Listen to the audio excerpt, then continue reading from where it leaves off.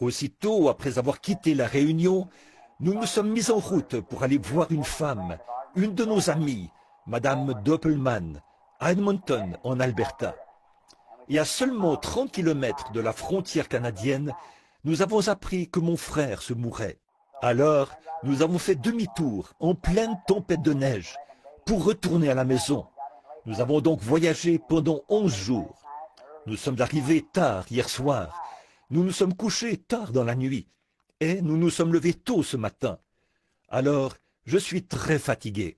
Mais dès que j'ai pu joindre ma mère, après être arrivé à un endroit où il nous était de nouveau possible de téléphoner, elle a dit « Frère Neville est allé le voir ». Ça, c'est un véritable pasteur, les amis. Nous apprécions vraiment cela. Bon, ça pourrait ne... Peut-être que vos bien-aimés n'en sont jamais arrivés là, peut-être. Mais dans un moment critique, quand on sait que quelque chose est en train de se produire, c'est rassurant de savoir que votre ami sera là. Il est tout de suite allé voir mon frère. Alors, une fois là-bas, aussitôt arrivé, j'ai changé de vêtements et j'ai couru le voir. Et qui ai-je trouvé dans la chambre, en prière? Nul autre que frère Neville. Il était en prière, là, dans la chambre, avec Howard. Je suis reconnaissant pour cela. Je préfère le dire ici, à l'estrade. Comme je l'ai toujours dit, je préfère vous donner un petit bouton de rose maintenant, plutôt que toute une couronne après votre mort. C'est maintenant qu'il faut le faire. J'apprécie frère Neville, et je sais que nous l'apprécions tous dans cette église, parce qu'il est un brave pasteur. Juste pour lui montrer combien vous l'appréciez, levez la main vers Dieu, comme ceci. C'est ça, merci. Ça, c'est vraiment quelque chose que... Je suis allé à la maison, j'en ai parlé à ma femme.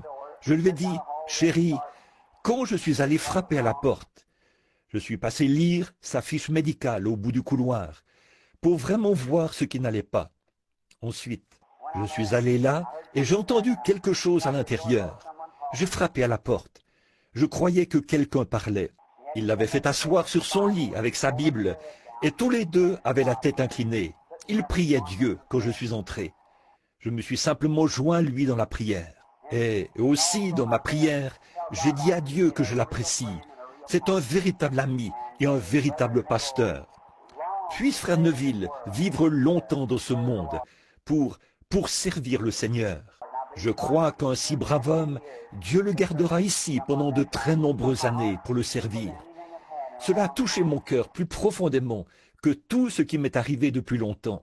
Bon, d'habitude, puisque la classe d'école du dimanche des enfants n'est pas encore terminée, alors j'ai pensé que nous pourrions peut-être prier pour les malades. Je n'avais pas annoncé que je serais là pour prier pour les malades, mais s'il y a des gens qui sont ici pour qu'on prie pour eux, nous prierons pour eux. Maintenant, si sœur Gertie veut bien venir jouer le grand médecin pour nous, et nous demanderons à notre cher Père Céleste de bien vouloir bénir ceux qui ont besoin de lui aujourd'hui. Nous voulons maintenant que tous ceux qui sont malades et qui ont des besoins se rassemblent autour de l'autel.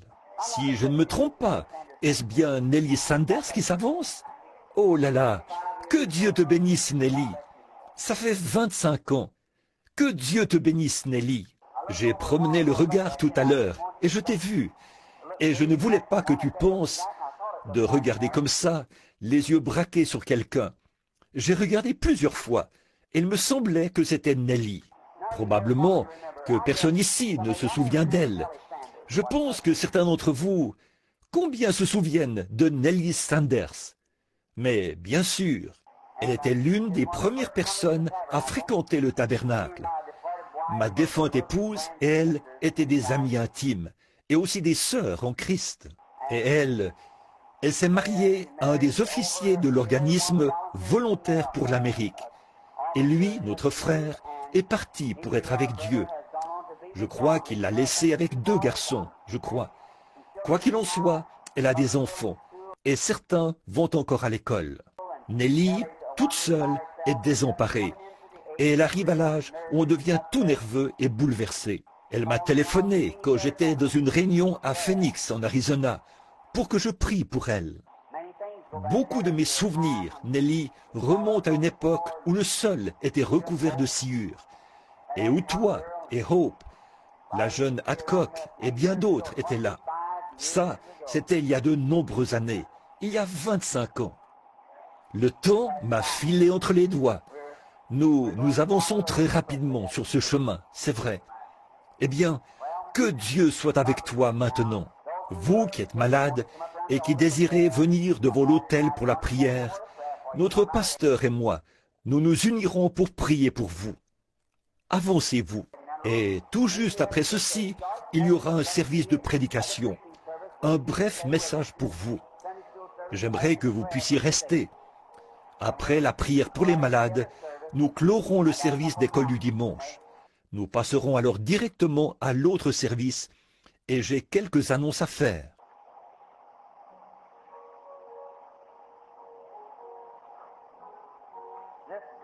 Ce grand médecin est proche maintenant, le compatissant Jésus. Il réconforte le cœur abattu, aucun autre nom que Jésus. Bon, si nous pouvions entrer maintenant dans la communion autour de cette prière, pour la guérison de l'un l'autre, sachant que Dieu est ici et qu'il a promis de nous exaucer. Oui, c'est en règle. Nous descendrons prier pour elle, pour la dame qui est assise. Certainement. Très bien. Frère Neville, voudrais-tu venir m'assister? Maintenant, soyez aussi respectueux que possible, vous, les petits-enfants, qui regagnez vos places. Prions maintenant, pour que, quand nous irons oindre les malades et les affligés, nous ayons la foi en Dieu, pour croire. Ayons la foi que Dieu agira. Vous tous, qui êtes dans l'auditoire, et qui êtes en bonne santé ce matin, qui n'avez pas besoin de venir à l'autel, dites-vous bien que c'est la grâce de Dieu qui vous a amené jusqu'ici. Maintenant, priez pour ceux qui sont devant l'autel, jeunes et vieux. Comme il est de coutume ici, au tabernacle, nous envoyons le pasteur faire l'onction d'huile. Nous prions pour les gens. Nous envoyons le pasteur faire l'onction d'huile. Moi, je l'accompagne et j'impose les mains aux malades pendant qu'il les oint d'huile. L'Écriture dit, « Oignez d'huile les malades au nom du Seigneur. Imposez-leur les mains et ils seront guéris. » C'est l'Écriture. Et vous, tous ensemble, courbez la tête maintenant, pendant que nous prions ensemble pour les malades. Notre Père Céleste, nous venons humblement dans ta divine présence maintenant, pour ces gens qui ont des besoins, pour les malades, pour ceux qui ne peuvent pas s'en sortir par eux-mêmes. Et pour beaucoup d'entre eux, Père, les médecins n'ont plus de solution. Il n'y a plus rien à faire, à moins que tu leur accordes ta grâce. Je prie humblement aujourd'hui, ô Dieu, de tout mon cœur. Je m'unis à cette petite église, afin que le grand Saint-Esprit, qui est présent maintenant, atteste la parole du Seigneur Jésus, qui a dit, « Là où 2 ou 3 sont assemblés en mon nom, je suis au milieu d'eux. S'ils demandent une certaine chose, quelle qu'elle soit, ils la recevront. » Ça, c'est ta parole éternelle, Seigneur, qui était prononcée dès avant la fondation du monde et qui nous était donnée par le prophète, par le Fils de Dieu lui-même. Ainsi, notre profond désir maintenant, Père, c'est que tu guérisses les malades, ceux qui ont des besoins et qui sont ici devant l'autel. Je te prie de donner à chacun une bénédiction extraordinaire de foi en ce moment. Comme ton serviteur et moi allons faire l'onction d'huile et imposer les mains aux gens, que le Saint-Esprit descende profondément et que, par la foi qui est dans mon cœur, chacun soit guéri. Nous le demandons au nom de Christ et à cause de lui. Maintenant, pendant que vous avez la tête inclinée, que tout le monde est en prière, le pasteur et moi irons prier. Le ciel et la terre te louent. Le ciel et la terre te louent. Ô Seigneur très haut, Notre Père Céleste, nous te remercions pour la leçon de l'école du dimanche. Oh, combien elle a stimulé nos cœurs. Puissions-nous nous ceindre ce matin, quitter les prisons de l'incrédulité et marcher dans la liberté. Nous savons que l'ange du Seigneur marchera devant nous pour confirmer la parole de Dieu et affranchir chacun de nous des prisons de la crainte, de la maladie, de la détresse, des maux et de l'affliction. Car c'est ce que Dieu a promis, qu'aujourd'hui même, la lumière de Dieu brille sur tous ceux qui sont prisonniers de ces choses ce matin, et qu'ils repartent d'ici en bonne santé. Nous te remercions pour le message et pour ta parole, pour la conduite du Saint-Esprit. Accorde ces bénédictions, Père. Et maintenant, sois avec nous pendant le service de prédication de ce matin, pour le petit message court qui suivra. Nous le demandons au nom de Christ. Amen. Il y en a qui doivent partir maintenant. Pendant quelques instants, levons-nous pour chanter un cantique. Revêt-toi du nom de Jésus. Ceux qui doivent partir peuvent sortir. Ceux qui peuvent rester encore 30 minutes, nous serions contents que vous restiez. Très bien. Revêt-toi du nom de Jésus. Ô toi, enfant de tristesse, tournez-vous et serrez la main de quelqu'un près de vous. Va te procurer la joie. Prends-le partout où tu vas. Précieux nom, nom si doux, espoir de la terre, joie. Et Amen. Vous pouvez vous asseoir. Que le Seigneur vous bénisse tous abondamment, énormément.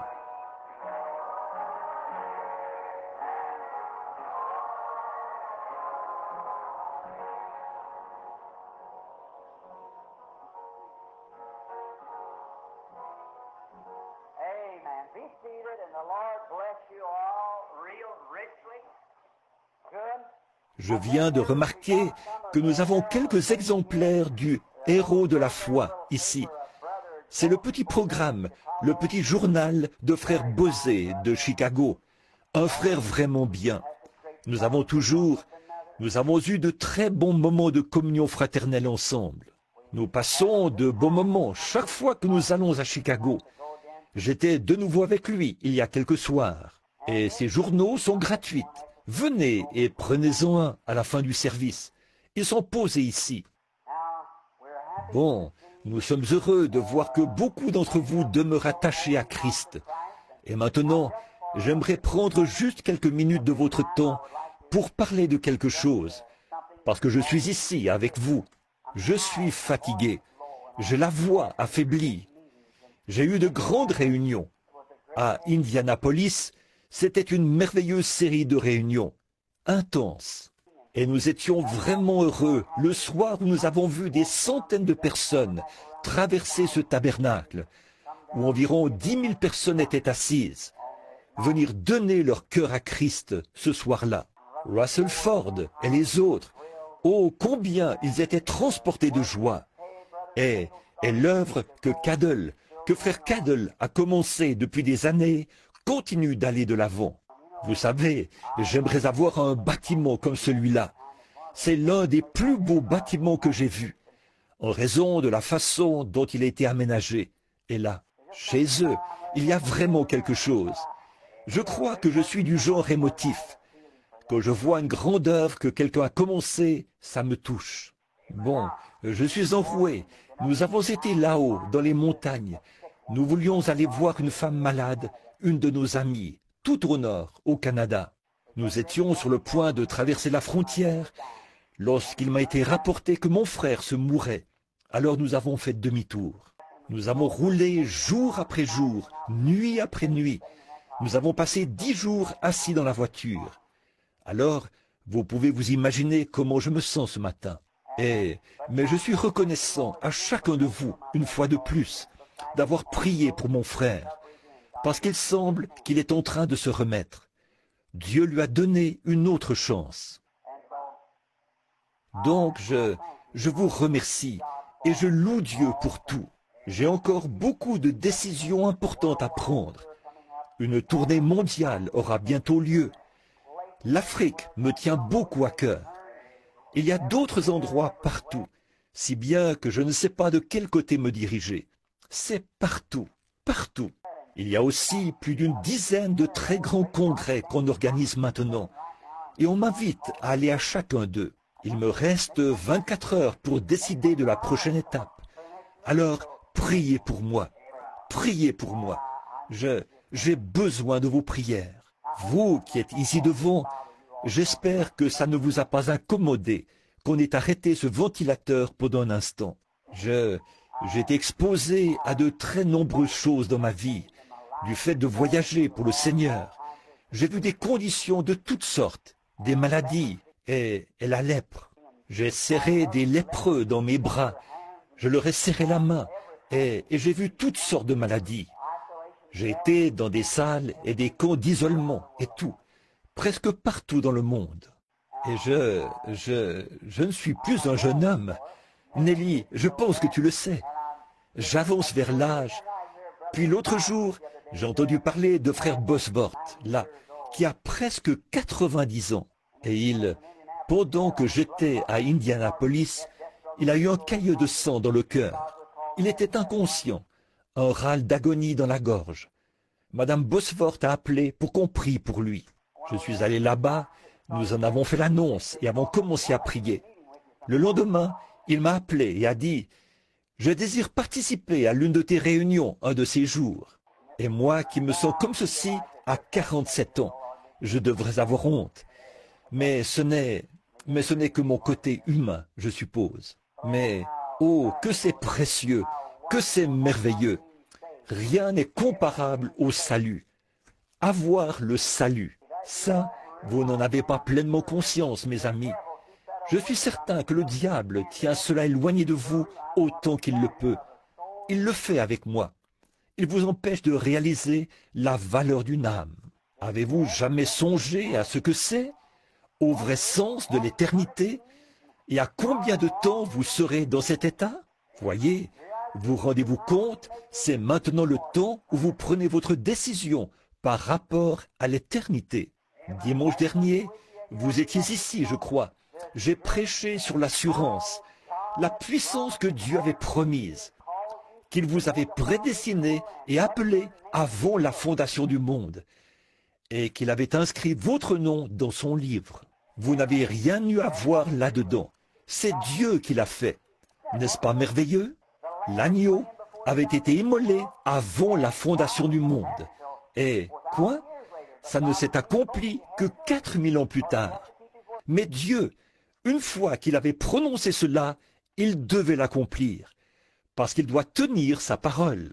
Et au moment même où le nom de l'agneau a été inscrit, vous avez été inscrit avec lui. Nos noms ont été inscrits dans le livre de vie de l'agneau. Non pas le soir où nous sommes venus à Christ, mais avant la fondation du monde, dit la Bible. Alors, c'est ça l'assurance. Et le frère a abordé ce point-là ce matin, pendant cette merveilleuse leçon d'école du dimanche.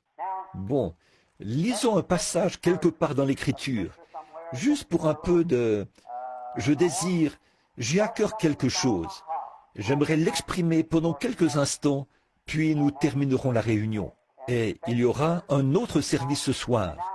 Et maintenant, j'ai un message qui m'est venu à cœur l'autre jour, quand je revenais. Et j'aimerais, si Dieu le veut, et si je suis de nouveau ici dimanche matin prochain, le prêcher premièrement au tabernacle. C'est quelque chose que j'ai à cœur, à propos de notre temps. Je suis allé manger quelque part, et je me suis dit, eh bien, est-ce que je deviens fou? Qu'est-ce qui ne va pas chez moi? Je ne supporte pas ces musiques et toutes ces choses qu'ils ont aujourd'hui. Ces femmes d'un esprit faible et borné qui chantent là dans un palais d'ivoire, et tout ça. J'ai dit, il doit y avoir quelque chose qui ne va pas chez moi. Et le Saint-Esprit a dit, oh non, Oh non, si tu aimes le monde ou les choses du monde, l'amour de Dieu n'est même pas en toi.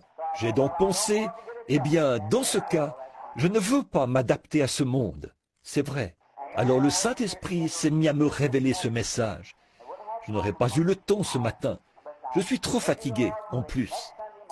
Mais peut-être, si le Seigneur le veut, dimanche matin prochain, si nous sommes encore dans les parages. J'ai quelques voyages de prévus cette semaine. Mais si je suis encore dans les parages dimanche matin prochain, si Dieu le veut. Frère Neville l'annoncera samedi pendant son émission. Nous viendrons apporter ce message. Et je désire l'apporter d'une certaine manière. C'est un message évangélique pour ce jour, cette heure et cette saison. Et j'ai prédit il y a 6 mois que cette année était la dernière pour l'Amérique. Et nous verrons si cela est conforme à l'Évangile ou non. Le moment de sa fin est arrivé. Ou bien elle prendra son essor, ou bien elle s'effondrera cette année. C'est vrai. Bon, vous les jeunes enfants, je voudrais que vous apportiez un bout de papier et que vous notiez cela dans la page de garde de votre Bible. Alors, quand frère Branham ne sera peut-être plus de ce monde, vous pourrez voir si j'avais raison ou tort. Voyez? Ainsi, vous saurez si le Seigneur me parle encore. Vous voyez?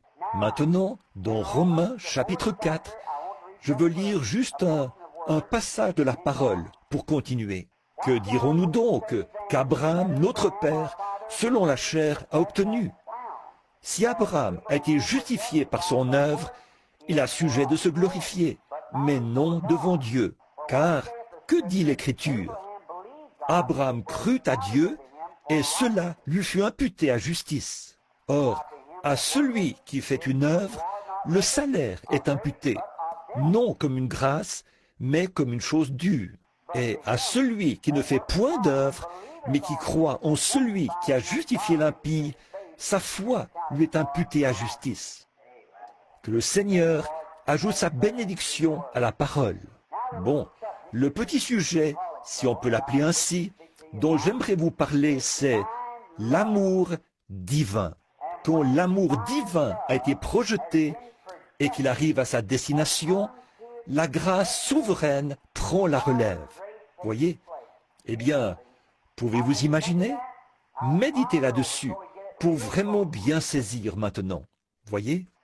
Quand l'amour divin a été projeté et qu'il arrive à la destination prévue, alors la grâce souveraine prend la relève.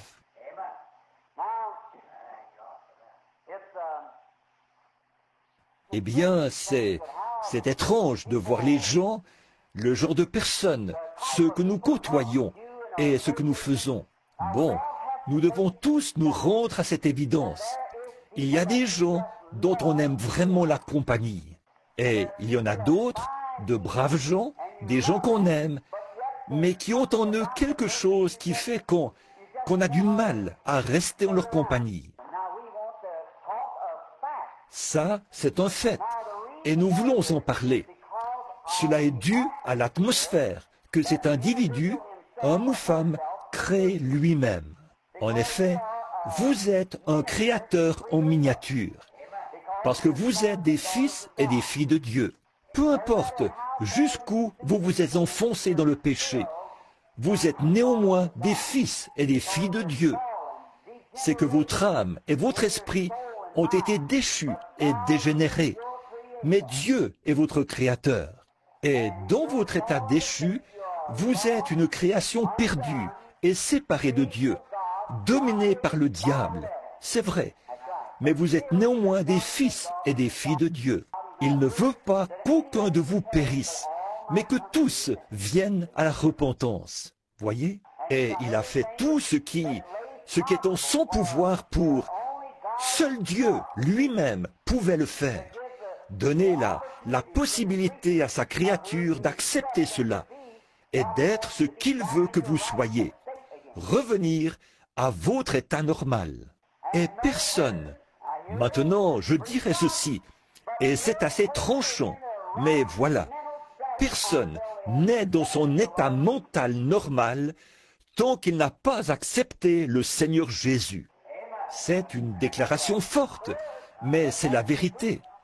Personne n'a toute sa tête tant qu'il n'a pas accepté Jésus-Christ comme son sauveur personnel. Ça peut sembler, mais c'est la Bible. Certainement, c'est vrai, c'est lui, et dont votre être créé. Or, aux yeux du monde, vous passez pour un fou quand vous faites cela. En effet, vous devez quitter l'atmosphère dans laquelle vous baignez pour entrer dans cette autre atmosphère. Quand vous faites cela, alors Dieu vous élève au-dessus du monde et vous vivez dans une atmosphère céleste. Voyez? Et là, aux yeux du monde, vous êtes carrément à l'opposé de tout. Voyez? Et ceci est à l'opposé du monde. Voyez? Alors, ce que vous voulez, c'est que Christ vous élève dans une atmosphère où vous êtes heureux, paisible. Et dans cette atmosphère, vous créez un climat. Or, bien des fois, nous, dans les églises, ça peut paraître étrange, mais regardez-y de près. Bon, ceci, c'est pour l'église, c'est pour les gens. Les gens reçoivent les esprits les uns des autres plutôt que de recevoir le Saint-Esprit. Allez dans un groupe de gens et observez la façon d'agir de quelqu'un. Et les braves gens qui viennent se joindre à cette assemblée, tout à coup, les voilà qui agissent de la même manière. Toujours, prenez par exemple une brave femme et un mauvais homme. Ou bien il se sentira, ou bien il deviendra un brave homme, ou bien elle deviendra une mauvaise femme. Par l'atmosphère dans laquelle vous vivez, vous projetez ce que vous êtes à ceux que vous côtoyez. Alors, quelle sorte de gens devrions-nous être si nous sommes chrétiens? Dans quel genre d'atmosphère devrions-nous vivre? Nous devons vivre dans une atmosphère de consolation, de calme, de guérison. Nos cœurs constamment en prière, ayant un amour profond pour chaque personne avec qui nous entrons en contact. Et que ce soit ceci, je le dis à la petite église qui a prié pour moi, pour ma mission mondiale. C'est ça qui fait mon succès quand je prie pour les malades. Si je n'arrive pas à me mettre complètement dans la peau du malade, ça ne donne généralement rien de bon. Vous devez vous mettre complètement dans la peau de l'autre, au point que... et ressentir cela vous-même. Il y a quelque temps, ici, un vieux Mexicain était venu là, sur l'estrade. Il s'était précipité vers l'estrade. Rempli de foi, il s'était agenouillé et avait sorti son chapelet. Je lui ai dit, ce n'est pas nécessaire, par la bouche de l'interprète, frère Espinoza. Alors, il s'est relevé, il a mis ses bras autour de moi, s'est mis à marcher à tâtons. Il était aveugle. Je l'ai regardé. J'ai regardé ses pieds, pleins de rides. Il n'avait probablement jamais porté de souliers de sa vie. J'ai regardé mes souliers pour voir s'ils pouvaient lui aller. Je lui aurais donné mes souliers. Il était aveugle. Je l'ai regardé. Il était plus large d'épaules. C'était un homme de grande taille. Il pesait plus de 90 kilos, je pense. Il n'aurait pas pu porter mon veston. Et il se tenait là, avec ses cheveux gris. J'ai pensé à mon papa. J'ai pensé, si papa avait vécu jusqu'à peu près cet âge, il aurait à peu près le même âge que cet homme, environ 65 ou 70 ans. Et je me suis mis à aimer cet homme, en ayant ce genre de pensée. Peut-être qu'il n'a jamais eu un seul vrai repas de sa vie. Peut-être qu'il ne s'est jamais assis à table de sa vie. Et en plus de tout ça, il marchait dans l'obscurité. Alors quelque chose est entré dans mon cœur. Oh Dieu, sois miséricordieux. C'est un homme, c'est un frère. Alors quand cela se produit, une onction descend. Une création se met en action tout autour. Et vous, elle se projette vers la personne. Quelques instants plus tard, je l'ai entendu crier quelque chose par-dessus mon épaule. Il criait « Je vois, je vois !» Qu'était-ce? L'amour divin. La compassion avait été projetée par le Saint-Esprit dans cet homme. Et c'est ainsi qu'au bout du chemin, alors qu'il ne pouvait, il n'y avait plus rien à faire. Et là, l'amour s'était installé à sa place. L'amour avait rejoint l'amour. Alors la grâce souveraine s'est mise en action. Et Dieu, par sa grâce souveraine, a rendu la vue à cet homme. Voyez, il faut d'abord que vous parveniez à avoir ce genre de pensée. C'est comme ça que vous devez agir vis-à-vis du pécheur. Beaucoup de gens prient pour les pécheurs. C'est bien. Mais ce n'est pas comme ça qu'on gagne le pécheur. C'est à vous de gagner le pécheur. Ce n'est pas en priant pour lui que vous le gagnez. Vous le gagnez, gagnez, en lui parlant et en lui présentant Christ. C'est à vous de faire cela. C'est votre devoir de gagner les pécheurs en leur parlant et en projetant vers eux l'amour de Dieu par la parole de Dieu. C'est ce qui gagne le pécheur. Quelqu'un dira, moi, je ne vais jamais à l'église, mais j'aime bien cette femme-là, j'aime bien cet homme-là. Voyez, c'est parce que vous les gagnez. Si vous restiez chez vous à prier pour le pécheur, sans jamais entrer en contact avec lui, cela produirait très peu de résultats.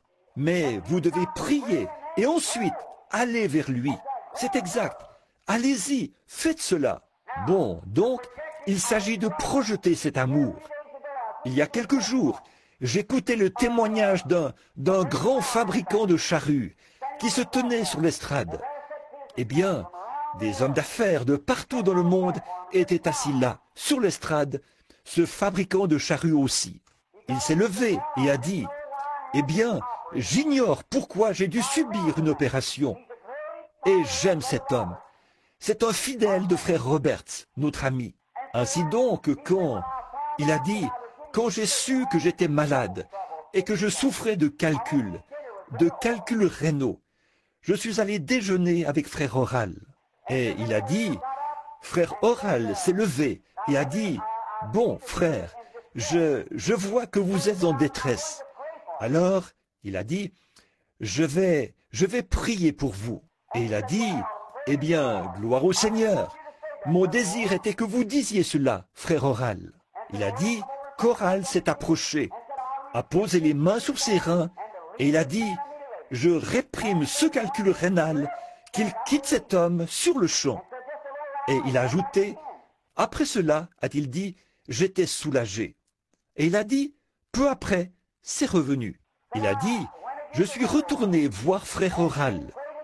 Il a ajouté, il a prié de nouveau. J'étais soulagé. Mais chaque fois que ça revenait, c'était pire. Il a dit, alors je me suis dit ensuite, si seulement je pouvais aller voir, a-t-il dit, frère Branham, et me tenir devant lui. Alors le Saint-Esprit viendrait sur lui. Et il me dirait pourquoi je n'ai pas été guéri quand frère Oral a prié pour moi. Donc, il a pris la route pour venir en Louisiane. J'avais des réunions là-bas. Et je me suis tenu devant lui pendant 20 minutes. Le Saint-Esprit était muet. Il n'a rien dit.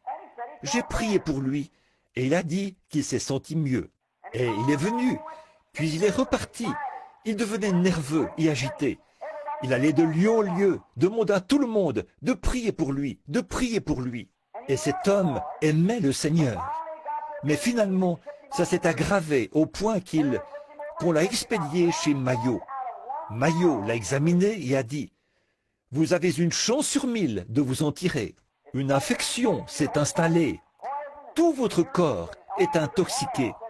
Vous souffrez d'urémie. » Et, oh, j'en oublie. Il a dit, « Vous avez une chance sur 1000. » Alors il a dit, « J'ai saisi cette chance. » Il a dit, « J'ai prié. Oh Dieu, tu sais que je t'aime. » Et je suis allé vers tous tes serviteurs. Il a pris le risque et on l'a endormi. Et il a dit qu'à son réveil dans la salle, il a dit qu'une lumière brillait dans la salle et que la gloire de Dieu était tout autour de lui. Et les médecins étaient dans l'étonnement. Ils entraient et disaient, « Eh bien, qu'est-ce qui s'est passé ici ?» Eh bien, disait-il, « Je me sens prêt à rentrer chez moi. » Qu'était-ce? Voyez, il avait fondé ses espoirs sur Si jamais quelque chose m'arrive, j'irai voir frère Roberts. Si ça échoue, j'irai voir frère Branham. Et pourtant, il aimait le Seigneur Jésus. Dieu a dû laisser échouer tout le reste et permettre qu'il soit cloué au lit. Et alors même les médecins ont dit, nous ne pouvons plus rien faire. Et alors, quand l'amour divin est arrivé au bout de son chemin, la grâce souveraine est entrée en scène et a pris la relève. Elle le fera chaque fois. Si vos motifs sont bons, si vos intentions sont bonnes, si vous avez l'amour divin et que vous croyez, allez de l'avant sans rien douter. Quand vous en êtes au point où vous avez l'impression d'être arrivé au bout du rouleau, alors la grâce souveraine prend la relève. Combien j'ai vu cela à l'œuvre, combien j'ai remarqué cela dans ma propre vie, non pas seulement par une théologie ou par un genre d'expérience vécue par quelqu'un d'autre. Je suis très content aujourd'hui de pouvoir parler sur la base d'une expérience personnelle, de savoir que ça, c'est la vérité. Alors, pourquoi sommes-nous craintifs? Tant que nous savons que l'amour de Christ repose divinement dans notre cœur, que nous sommes passés de la mort à la vie, aucun démon de l'enfer ne peut pénétrer en nous, même à notre mort. Il suffit de persévérer dans cet amour et dans la foi. C'est comme un petit enfant. Prenez un petit enfant. Je vais vous le démontrer pour que les tout petits puissent comprendre cela. Voici Madame Kelly, assise ici, devant nous. Un soldat ivre, je crois, avait foncé là sur eux. Au moment de la transporter, on la croyait morte. On l'a amenée à l'hôpital. Elle était inconsciente. Or, tout a échoué là-bas et elle s'en allait. Mais comme elle avait l'amour de Dieu dans son cœur, elle s'en est tirée. Je suis allé là-bas ce jour-là et alors la grâce souveraine a été projetée à la suite de l'amour divin. Ce matin, elle est assise ici parmi nous vivante. Voyez, c'est quelque chose qui se produit. Quand vous arrivez au bout de votre chemin, quand vous en êtes au point où vous ne pouvez plus avancer, alors la puissance de Dieu entre en scène. Par la grâce souveraine, c'est ce que vous voyez. Prenez un petit enfant, un petit bébé, qui a de petites crises, des spasmes, et qui pousse des cris, donne des coups de pied et crie à tue-tête. Et voilà qu'il finit par retenir sa respiration. Et vous voyez sa mère l'empoigner, le tirer, le lancer en l'air, lui souffler au visage. Laissez-le tranquille. Il n'y en a pas un seul dans toutes les annales médicales qui soit mort de cette manière. Il ne mourra pas. Ce n'est qu'une crise. Il cherche à s'attirer de la compassion. Il cherche à se faire cajoler. Et ce n'est rien d'autre qu'un caprice. Et après avoir poussé son caprice jusqu'à retenir sa respiration, et qu'il ne peut pas aller plus loin, alors la nature reprend le dessus. Il se détend et recommence à respirer. Toute votre agitation, le porter, crier, ça ne hurler, lui souffler au visage, ça exacerbe la situation. C'est ce qui arrive après que nous avons erré d'église en église, ça et là, de service de guérison en service de guérison. Mes frères, prenez l'amour et avancez, parce que vous êtes au bout du chemin. Dieu projettera la grâce souveraine quand vous arriverez au bout du chemin. Quand l'amour a atteint son paroxysme, alors Dieu est tenu. Quand vous arrivez à votre dernière extrémité et que tout est terminé pour l'homme, alors la grâce prend la relève. C'est la nature de Dieu d'agir ainsi. Combien j'ai remarqué cela, alors que je suis... Supportez ces témoignages personnels maintenant, pendant un instant. Vous avez lu le livre. Là, ce jour-là, à Portland, dans l'Oregon, quand ce fou s'était rué vers l'estrade et qu'il allait me tuer. Vous avez peut-être tous lu cela dans le livre. Qu'est-ce qui s'est passé? Dieu m'a envoyé prêcher l'Évangile. Et c'est ce que je faisais. Des milliers de gens étaient réunis. Les rues étaient bondées. Et à l'intérieur, il y avait plus de 6000 personnes. Dehors, la pluie tombait à verse. Mais les gens restaient là. Leur cœur affamé soupirait. À cette époque-là, il n'y avait personne d'autre sur le terrain. Les réunions soulevaient beaucoup d'enthousiasme. Il fallait me frayer un passage à travers la foule et tout. Recourir à une escorte policière pour me faire entrer. J'avais été dans une pièce et là, j'avais conduit 2 jeunes officiers à Christ, là, dans le vestiaire. 2 jeunes hommes au début de la vingtaine qui travaillaient dans la police. La mère de l'un d'eux avait été guérie la veille. Et les 2 se sont agenouillés là et je les ai conduits au Seigneur Jésus. Je me suis avancé sur l'estrade pour parler de la foi. Soudain, j'étais face à un fou qui, s'étant enfui d'un hôpital psychiatrique, avait frappé un prédicateur dans la rue. Cet après-midi-là, lui avait fracturé la clavicule et la mâchoire. Il avait la manie de tuer les prédicateurs. Il était entré au pas de course en se disant « Voici ma chance ».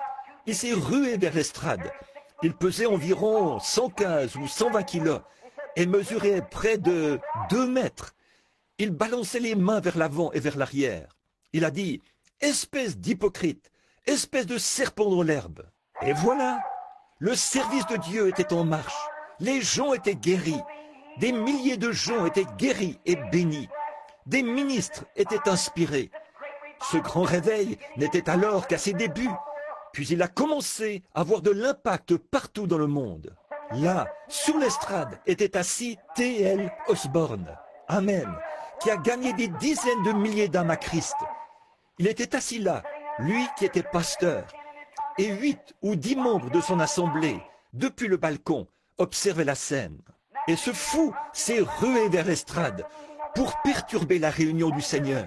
Et il a dit, « Espèce de serpent dans l'herbe, espèce d'hypocrite, tu t'imposes comme étant un serviteur de Dieu. Je vais te prouver, ce soir, que tu n'es pas un serviteur de Dieu. Et je vais briser chaque os de ton petit corps de misérable. » Et il est monté en vitesse et a brandi son gros poing pour me frapper. Je me suis retourné. Les prédicateurs étaient en débandade et tout. Et là, il s'est raclé la gorge et m'a craché au visage. Il a dit, « Espèce de serpent dans l'herbe, je vais te prouver combien tu es serviteur de Dieu. Espèce d'imposteur. » Je n'ai rien dit. Je le regardais tout simplement. Et tout d'un coup, le Saint-Esprit. Quelque chose. Qu'auriez-vous pensé si quelqu'un vous avait craché au visage? Eh bien, s'il y a le moindre tempérament colérique en vous, vous sortiriez de vos gonds. Ça, c'est certain. Et 2 policiers se sont avancés. Les 2 policiers qui, avec des objets dans les mains, pour frapper cet homme, le neutraliser et l'emmener. Mais je ne pouvais pas les laisser faire ça. Dieu avait placé dans mon cœur de l'amour pour cet être mortel. J'ai pensé, ce n'est pas cet homme, c'est un démon qui l'a mis dans cet état. Cet homme, s'il avait été normal, son désir serait d'aimer et de vivre comme tous les autres hommes. Mais c'est le diable qui l'a mis dans cet état. Et l'amour a commencé à couler pour cet homme. Sans tarder, cet homme est tombé et s'est jeté là, à mes pieds. Après que l'amour divin avait été projeté, la grâce souveraine est entrée en scène et a pris la relève. Elle le fera chaque fois. Il n'y a pas longtemps, quand il se pourrait que je vous ai déjà raconté ceci. L'année dernière, en fait, ça fait maintenant 2 ans, je passais la tondeuse dans ma cour. J'essayais de tondre toute ma pelouse. J'y allais rondement. Je devais m'arrêter pour changer de vêtements, entrer prier pour quelqu'un, puis je ressortais. Bon, le gazon avait déjà repoussé sur ma cour. Avant d'avoir fini de tondre la cour avant, le gazon avait déjà repoussé sur la cour arrière. Donc, un jour, j'étais au fond de la cour arrière, avec ma vieille tondeuse. Je passais la tondeuse, j'avançais, j'essayais. C'était une petite tondeuse motorisée. Or, j'avais oublié qu'un nid de frelons était là, dans le coin. Et j'ai foncé dans ce nid avec ma tondeuse. Et là derrière, je ne portais pas de chemise, j'étais torse nu. J'ai frappé la clôture avec ma tondeuse, torse nu. En un instant, j'étais tout couvert de frelons. Vous savez ce que c'est, un grand nid de frelons. Il vous tuerait, de très gros frelons qui bourdonnaient. Oh, je me suis dit... D'abord, ça m'a effrayé. Puis, soudain, quelque chose a commencé à se produire. J'ai commencé à me tranquilliser. Les frelons continuent à bourdonner. Bon, ça va paraître enfantin, ça va paraître juvénile, mais le Dieu du ciel, devant qui je me tiens, sait si c'est la vérité ou non. Au lieu d'essayer d'attaquer, de frapper, d'écraser ces frelons, un amour, quelque chose de divin m'a alors envahi. Et j'ai pensé, pauvre petit frelon, vous avez le droit de vous faire un nid. C'est la voie que Dieu a pourvue pour votre protection. Je vous ai perturbé et j'en suis désolé. Si je pouvais recommencer, je ne vous perturberais pas. Je n'ai pas fait exprès. Mais j'ai dit, je suis le serviteur du Seigneur. Ces enfants malades sont venus ici pour que je prie pour eux. Alors, je dois me dépêcher de tondre cette cour. À présent, petite créature de Dieu, au nom de Jésus-Christ, retournez dans votre nid. Je ne vous perturberai pas. Qu'était-ce? À ce moment-là, ils auraient pu me piquer à mort. Par l'amour de Dieu, avec un cœur soumis, l'amour a été projeté et la grâce souveraine a pris la relève. Qu'est-ce qu'ils pouvaient dire à ces frelons, leur parler, et que, suite à cela, chaque frelon se met à voler pour former un cercle, qu'ils s'alignent tous comme un groupe de militaires, puis retournent tout droit dans leur nid. Qu'était-ce? Je ne pouvais pas parler à ces frelons. Je n'ai aucun moyen de leur parler. Comment aurais-je pu les empêcher de me piquer? C'était la fin pour moi. Mais j'avais l'amour. Dieu m'a donné l'amour pour ces frelons. Et je leur ai parlé avec ma voix. Et le Saint-Esprit, par la grâce souveraine, a conduit ces frelons directement de leur nid, non loin de la route, à Henryville. Il y avait un vieux Guernesey un jour. C'était le grand taureau qui avait tué un homme de couleur, là, à la ferme Brooks. Il avait tué cet homme de couleur et avait failli tuer le jeune West de la même manière. On l'avait laissé dans la ferme. Je ne le savais pas. Je faisais ma ronde. J'étais censé porter une arme. Je ne l'avais pas sur moi. Un jour, je traversais.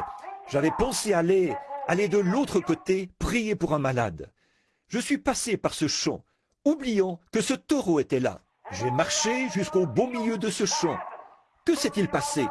Tout à coup, d'un petit tas de buissons s'est dressé ce grand taureau de combat, avec ses longues cornes comme ça, et il a mugi.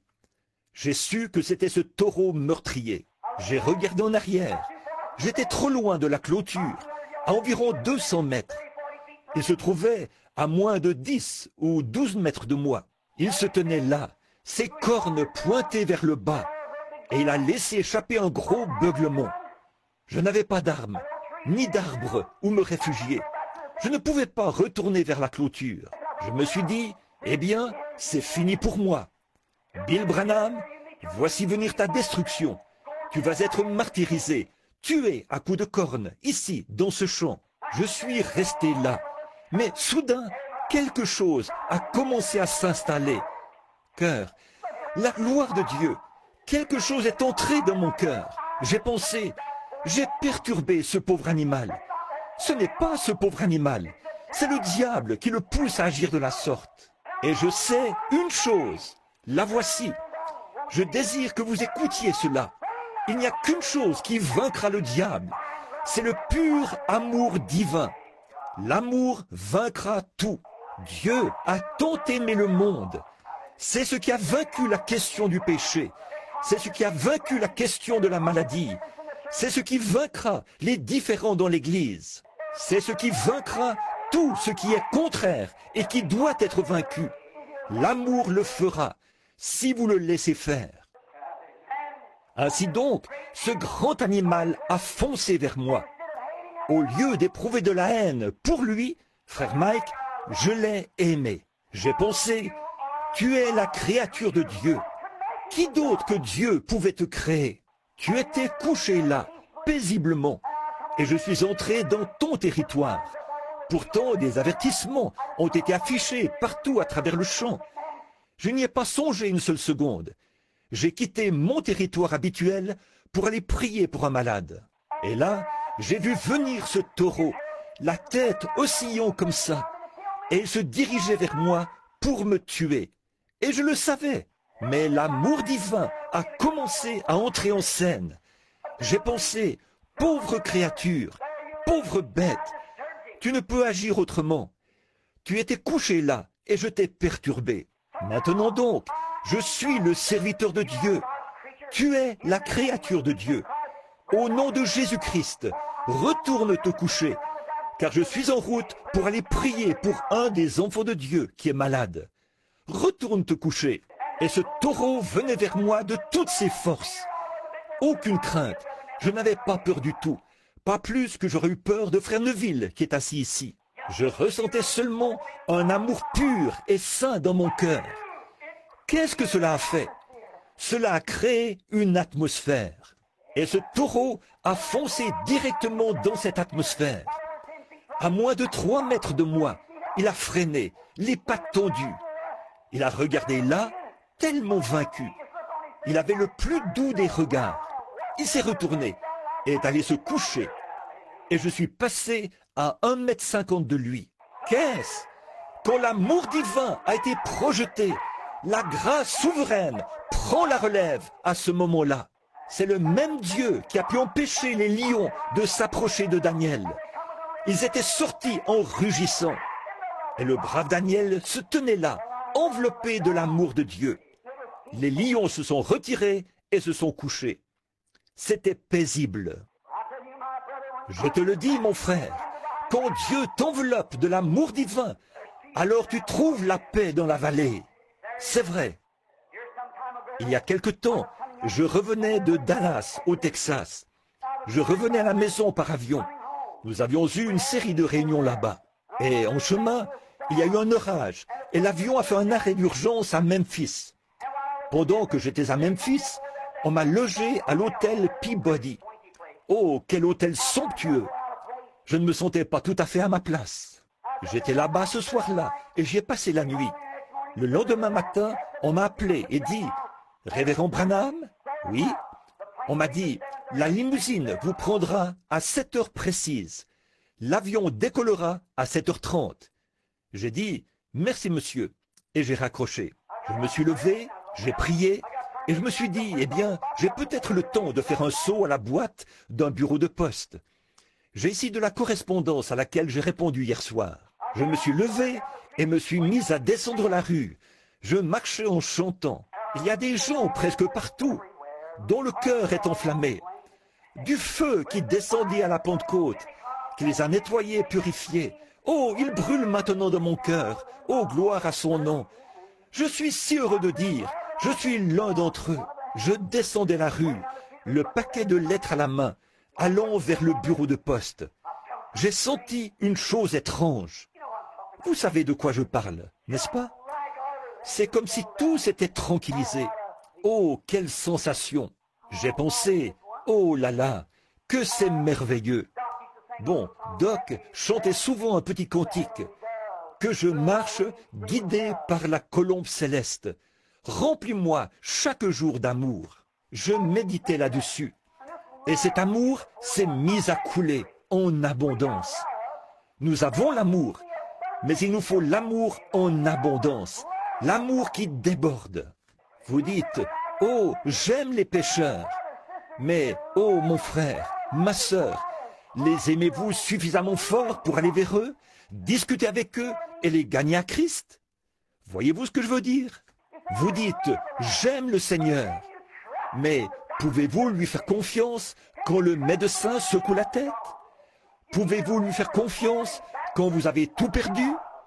Il vous faut un baptême d'amour qui déborde, d'amour divin. Quand vous avez l'impression que vous priez, mais que votre prière n'est pas exaucée, continuez-vous à l'aimer? Y a-t-il en vous quelque chose qui continue à vous purifier? C'est la grâce souveraine de Dieu. Elle doit prendre la relève. Il le faut.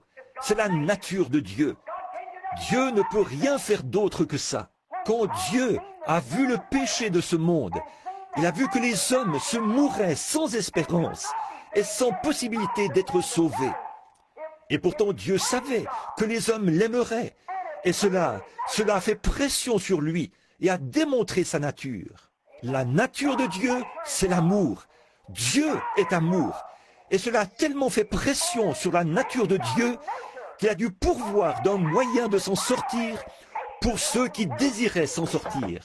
Il a envoyé dans le monde son Fils, fait dans une chair semblable à celle du péché, pour qu'il porte nos péchés et nos maladies au calvaire. Dieu l'a fait. L'amour de Dieu, une fois qu'il était projeté, a requis la grâce souveraine. Et Dieu n'a jamais dit, si tu le fais, si tu fais ceci, je ferai ceci. Dieu, sans aucune condition, a envoyé son Fils mourir à votre place et a réglé la question du péché. Cela n'avait rien à voir avec ce que vous en pensez. Dieu l'a fait de toute façon. Amen. Quand l'amour divin est mis sous pression, la grâce souveraine doit prendre la relève. C'est tout simplement ce qui se passe quand l'amour divin a été appliqué au bon endroit. Écoutez attentivement. Ce matin-là, quand je suis sorti de l'avion, ou plutôt de l'hôtel, et que je me suis mis à marcher dans la rue, j'avançais en chantant. Tout à coup, quelque chose a semblé se répandre sur moi, une grande pluie d'amour. J'ai pensé, oh, si seulement je pouvais. Oh, je crois que, comme je me sens en ce moment, si je pouvais seulement rencontrer quelqu'un pour qui prier. C'est comme cela qu'on se sent, quand dans son cœur, il y a quelque chose qui tire. L'autre jour, puis-je m'arrêter de nouveau un instant? L'autre jour, la petite Sarah était malade. Quand nous avons pris la route, oh, il faisait très chaud. Toutes les nuits précédentes, j'étais resté éveillé. Je ne dormais qu'environ 2 heures. Il y avait des délégués venus de partout dans le monde. Il fallait rencontrer celui-ci, celui-là, prier, prêcher 3 fois par jour. Oh, que j'étais épuisé. Ça ne s'arrêtait pas. Puis, je suis sorti. Je devais attendre. Ensuite, j'ai roulé quelques kilomètres hors de la ville. Malgré que c'était très tôt le matin, j'avais tellement sommeil que j'ai dû m'arrêter sur le bord du chemin pour m'allonger et dormir. Juste quelques minutes après, je me suis levé et j'ai repris la route. Je ne pouvais même pas garder les yeux ouverts, mais je m'efforçais d'avancer pour aller voir une certaine femme. Je devais traverser les déserts chauds et brûlants du Nebraska. Et j'ai pensé, oh là là, la petite Sarah était toute secouée et avait des hauts le cœur. La pauvre petite avait été malade toute la nuit. Le lendemain matin, elle était si malade que nous avons été obligés de nous arrêter. Son visage devenait pâle. En plus, j'étais terriblement fatigué et épuisé. J'ai pensé, oh Dieu, oh la situation est terrible. Oh Dieu, regarde, je n'arrive pas à conduire. Je suis si fatigué. J'ai été là-bas avec ton peuple. J'ai essayé de faire de mon mieux. Et la petite Sarah est très malade. Là, nous sommes allés. Je suis allé lui imposer les bains. J'ai dit, cher Père Céleste, c'est toi qui m'as donné cet enfant. Elle t'appartient. Je n'ai fait que l'élever. Je lui ai imposé les mains. Quelque chose a commencé à se mouvoir dans mon cœur. Cela a arrêté les vomissements. Depuis ce jour-là, elle n'a plus jamais vomi. Le deuxième jour, c'était au tour de Becky d'être très malade. C'était un genre de virus. Elle vomissait. La petite a vomi toute la nuit. Le lendemain, Meda a dit, il lui faut du Pepto-Bismol. Nous lui en avons donné quelques cuillerées. La petite a vomi cela sur le champ. Nous sommes entrés dans la région des Tétons.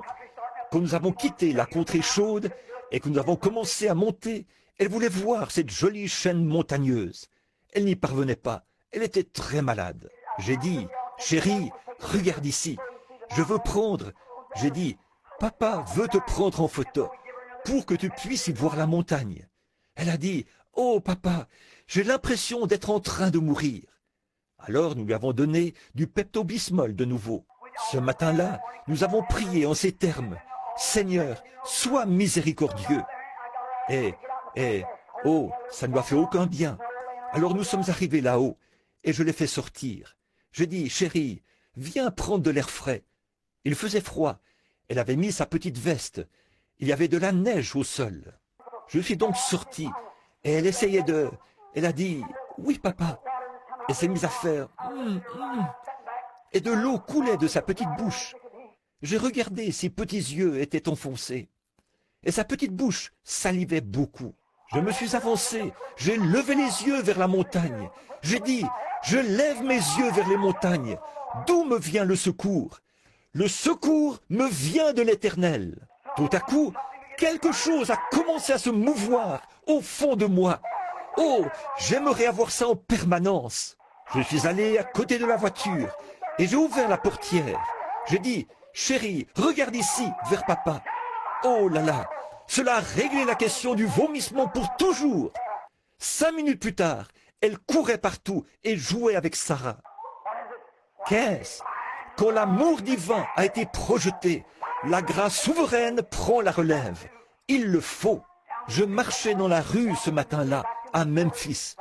Je reviens à mon histoire. Je marchais dans la rue, à Memphis, en chantant pour le Seigneur. Et tout à coup, quelque chose a dit, « Arrête-toi !» Je me suis arrêté.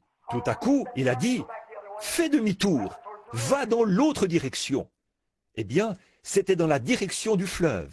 Je me suis dit, « Oh là là !» J'ai avancé un peu plus. Je me suis dit, « Eh bien, c'était juste quelque chose que je... » Vous savez, souvent, on a des impressions, vous savez. Et souvent, les gens commettent des erreurs, parce qu'ils suivent leurs impressions au lieu de suivre la conduite divine. J'ai donc continué à avancer en me disant, c'était juste moi, une impression. Et oh, plus j'avançais, plus ça empirait. Je me suis mis là, en retrait, et j'ai regardé tout autour. Il y avait là des articles de pêche. Je me suis dit, alors que les gens étaient en train de me dépasser, que j'allais faire comme si je regardais ces articles de pêche. À ce moment-là, tous les gens avaient quitté le trottoir, ce groupe-là, quand le feu avait changé. J'ai dit, bienveillant Père Céleste, que voulais-tu que je fasse? Était-ce toi qui te mouvais dans mon cœur? On dirait que je vais éclater. À l'intérieur, il y a quelque chose qui se répand. Quelque chose a dit, fais demi-tour, rebrousse chemin. J'ai dit, pour aller où?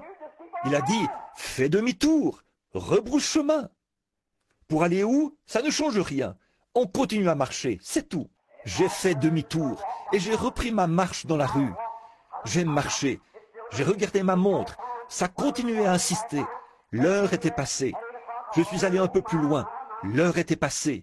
Il était plus de 7h30. À 8h. Oh là là, là là. Je m'étais rendu loin, très loin. Là, il y avait des maisons aux couleurs vives. Beaucoup de vieilles maisons aux couleurs vives là-bas, très loin. Je marchais là et le soleil était déjà bien haut. C'était au début du printemps. Les nuages s'étaient tous dissipés. J'ai pensé, eh bien, j'ai raté mon vol. Mais j'ai pensé, oh Dieu, si je rate mon vol, c'est ton ordre, tant que tu... Où me conduis-tu, Seigneur? Je ne sais pas où tu m'emmènes. Où vais-je? Ce n'était pas de mes affaires. Il fallait continuer à marcher. J'ai continué à marcher, c'est tout. Après un moment, j'ai regardé. Une mamie, le type même de tante Jemima, était appuyée contre un portail, comme ceci. Elle se tenait là, appuyée contre le portail. Elle avait de grosses joues rondes. Elle se tenait là, une chemise enroulée autour de la tête, comme ceci, et attachée en arrière. Je continuais à marcher, là. Je suis arrivé à sa hauteur, et les larmes coulaient comme ça sur ses grosses joues. Elle m'a regardé et m'a dit, « Bonjour, pasteur. » J'ai dit, « Madame ?» J'ai dit, « Bonjour. » Elle a esquissé un sourire et m'a regardé, les larmes aux yeux. Je me suis dit, elle m'a appelé pasteur. C'est comme ça qu'on appelle les prédicateurs dans le Sud, vous savez. Et j'ai dit, comment avez-vous su que je suis pasteur? Elle a dit, je savais que vous viendriez. Quoi? Elle a dit, je savais que vous viendriez. J'ai dit, je ne comprends pas, tantine. Voulez-vous m'en dire plus? Elle a dit, vous savez, avez-vous déjà lu l'histoire de la Sunamite qui n'avait pas d'enfant et qui a demandé au Seigneur de lui donner un enfant? Elle a dit, et elle y est venue, l'a bénie, et elle a eu un enfant. J'ai dit, oui madame, je m'en souviens. Elle a dit, je suis comme cette femme-là. Elle a dit, je n'avais pas d'enfant. J'ai prié le Seigneur, Et j'ai dit au Seigneur que s'il me bénissait et me donnait un enfant, moi, j'élèverais cet enfant pour lui. Et elle a dit, il m'a donné un enfant. Et elle a dit, j'ai fait des lessives sur une planche à laver. Une petite cabane se trouvait là, sur le côté. Elle a dit, j'ai fait des lessives sur une planche à laver pour élever cet enfant. Et elle a dit, quand il a grandi, pasteur, il a pris la mauvaise voie. Elle a ajouté, il s'est mis à avoir de mauvaises fréquentations. Et le voilà couché, mourant. Et elle a dit, le docteur est venu avant-hier, quand il a perdu connaissance. Et il a dit qu'on ne pouvait plus rien pour lui. On lui avait administré du Salvarsan 606 et tout, du mercure, de la pénicilline. Aucun résultat. C'est une maladie vénérienne, la syphilis. On pense que la valve de son cœur a lâché. Elle a dit, plus rien ne peut être fait pour lui. Elle a dit, il était couché ici, mourant. Et j'ai dit, oh Seigneur, je ne voulais pas voir mon bébé mourir comme ça. Et elle a dit, si seulement je pouvais l'entendre me dire qu'il est sauvé. Et elle a dit, j'ai prié pendant 2 nuits. Elle a dit, ce matin, vers 3 heures, elle a dit, le Seigneur m'a fait tomber dans un sommeil pendant que j'étais à genoux. Elle a dit, j'ai eu un songe. Elle a dit, j'ai vu venir un homme, vêtu d'un complet clair, avec un petit chapeau western posé de travers sur la tête. J'ai dit, Seigneur, cette femme-là, c'est moi, mais où est ton Élie? Il a dit, le voici qui vient. Elle a dit, je me suis relevé rapidement de ce lit, et je me tiens ici depuis ce moment-là, à vous attendre. C'est exactement comme ça que j'étais vêtu.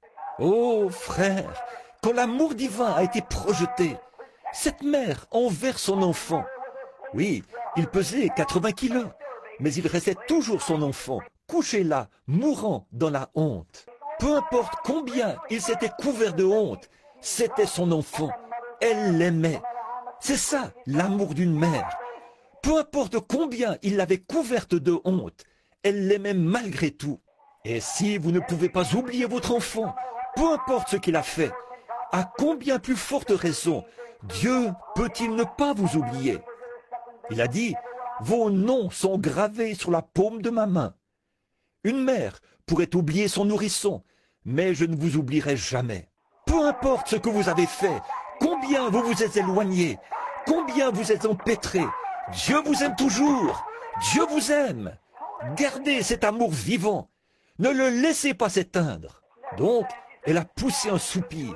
Elle a dit, oh, je ne pouvais vraiment pas.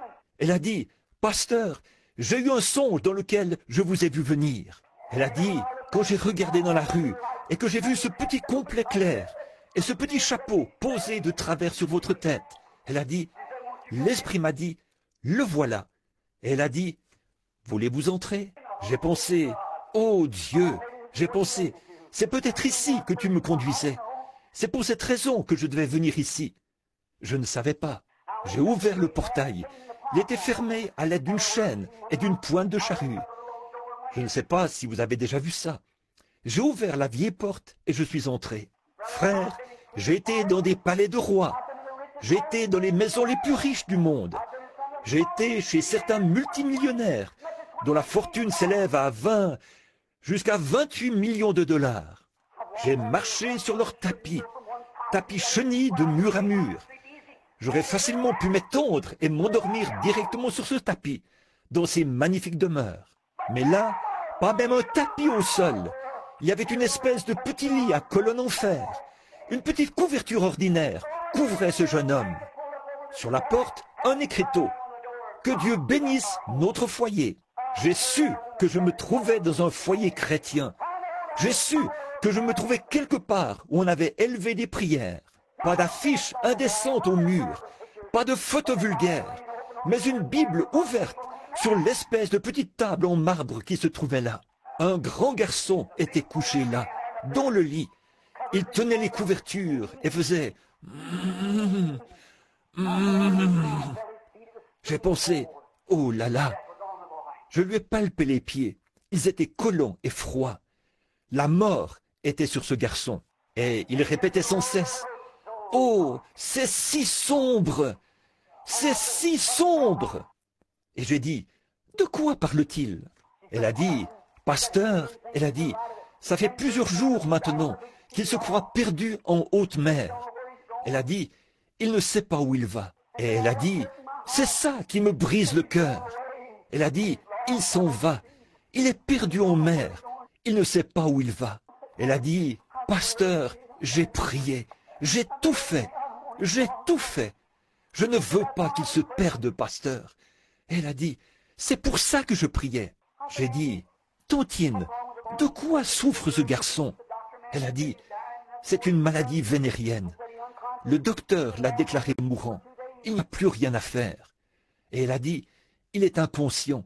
Ça fait 2 jours qu'il est perdu en mer. Elle a dit, voulez-vous prier pour lui? J'ai dit, Tantine, je m'appelle Branham. Avez-vous déjà entendu parler de moi? Elle a dit, non monsieur, je ne pense pas, pasteur. J'ai dit, eh bien, je vais vous raconter une histoire. J'ai dit, mon ministère, c'est de prier pour les malades. Elle a dit, c'est vrai? J'ai dit, oui. Et j'ai dit, je lui ai dit que mon avion avait été forcé d'atterrir et tout. Elle a dit, c'est vrai, pasteur? J'ai dit, oui. Elle a dit, eh bien, je savais qu'il ne me laisserait pas tomber. J'ai dit, priez, Tantine. Elle s'est agenouillée et vous parlez d'une prière. Oh mon frère, cette brave sainte savait entrer en contact avec Dieu. Elle a prié, là, jusqu'à ce que les larmes lui coulent des yeux. J'ai levé les yeux et il continue à faire. Et j'ai dit, maintenant Tantine, je vais prier. Restez en prière avec moi. J'ai posé les mains sur ses pieds. J'ai dit, Père Céleste, mon avion est déjà parti, pour autant que je sache.